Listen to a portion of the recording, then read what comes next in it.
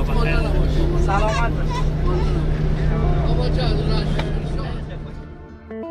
من می گزارشات دوستا رو گزارشات امیری صاحب در چند مدت دیدم. راستی خیلی خودم فامیل همین ما خیلی آزرده شدیم. بازگشت از این عزیزان ما از کشور همسایه به این وضع رقتبار این قابل قبول نیست. اینا باید اینقدر رنج اینقدر تکلیف اینا نبینن. به مو جهت خودم به نمایندگی از فامیلم به نمایندگی از بنیاد بیات و به همکاری شرکت افغان ویسیم کوشش کردیم که امی مهاجرت دوباره از این هموطنان ما را آسانتر بسازیم و به او خاطر یک سلسله ترتیبات گرفتیم که شامل ترانسپورتیشن، مواد غذایی و آب و بعض مواد دیگه که عزیزان ما ضرورت دارن به خاطر تغذیه. این ما ترتیبات گرفتیم و در این ما انکشاف هم میتیم، یعنی نظر به انکشافی که بعد از دیدار امروز ما به وجود میه ما کمک های دیگه هم مد نظر داریم که انشاءالله خدمت عزیزان ما تقدیم میکنیم. مشکل اساسی که دوستان ما عزیزان ما دارن این است که ترانسپورت یک مشکل اساسی از اینا است که باید در جاهایی که آمدن به جاهای خود برسن. ما در مرحله اول یک تعداد از بس های را گرفتیم که روزانه یک تعداد زیادی از هموطنان ما تا شهر هرات برسانند.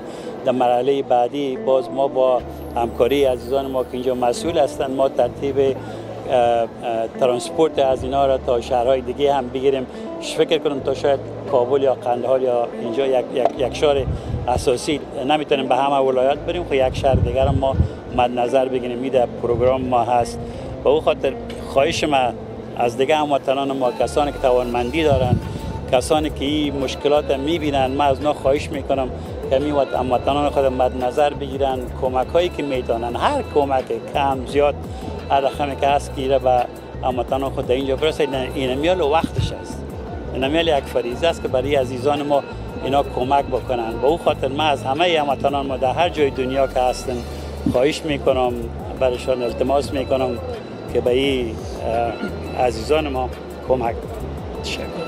خب مسئله شهرسازی، مسئله سرپناه یک مشکل اساسی تمام افغانستان است و با او باید که پروگرام‌های بزرگتر درست شود.